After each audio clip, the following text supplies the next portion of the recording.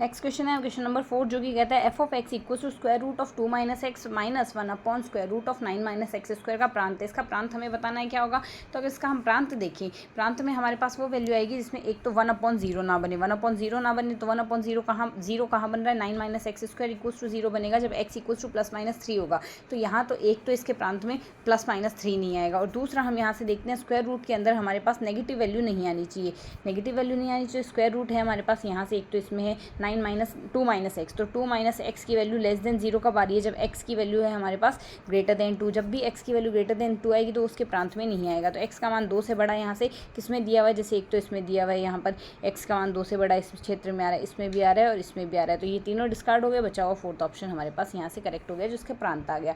Next है integration 0 to 3 to 4 है हमारे पास। यहाँ से इस एक्सप्रेशन की वैल्यू निकालनी, जहाँ से this bracket of x is महत्तम पूर्णांक ऑफ x के बराबर या कम के बराबर है। तो यहाँ से इसके केस में हम सरल करने के लिए हम काम में लेंगे, यहाँ से हम एक तो ये रिजल्ट काम में लेंगे। एफ ऑफ एक्स का इंटीग्रेशन अगर a से b के बीच में है तो यहाँ से a से b f a + b - x replace कर देंगे, dx आ जाएगा। तो पहले तो हमने इस एक्सप्रेशन को सिंप्लीफाई करके x - 7 का होल स्क्वायर लिख दिया। अब यहाँ से यही फॉर्मूला लगाएंगे तो ये वैल्यू आ जाएगी i की, पहली जो फॉर्मेट दिया उसको i मान लिया तो दूसरा भी i बनेगा, i दोनों इक्वेशंस को जोड़ देंगे तो 2i equals to integration 0 to 4 आ गया। ये दोनों वैल्यू अंश और सेम आएंगे, कैंसिल आउट हो गया, dx आ गया इक्वल्स टू 1 आ गया। तो i की वैल्यू हमारे पास क्या आ गई, यहाँ से इंटीग्रेशन dx का इंटीग्रेशन x 4 - 3 की वैल्यू आ गई 1। तो यहाँ से 2i की वैल्यू 1 है तो i की वैल्यू होगी 1/2, i इक्वल्स टू 1/2 हमारे पास यहाँ से कौन सा ऑप्शन करेक्ट हो गया, फोर्थ ऑप्शन इसके लिए करेक्ट हो जाएगा। नेक्स्ट क्वेश्चन कहता है यदि त्रिभुज ABC व त्रिभुज DEF इस प्रकार के समरूप, एक प्रकार से समरूप है कि BC की वैल्यू 3 सेंटीमीटर, EF की वैल्यू है हमारे पास 4 सेंटीमीटर, तो त्रिभुज ABC का जो क्षेत्रफल आएगा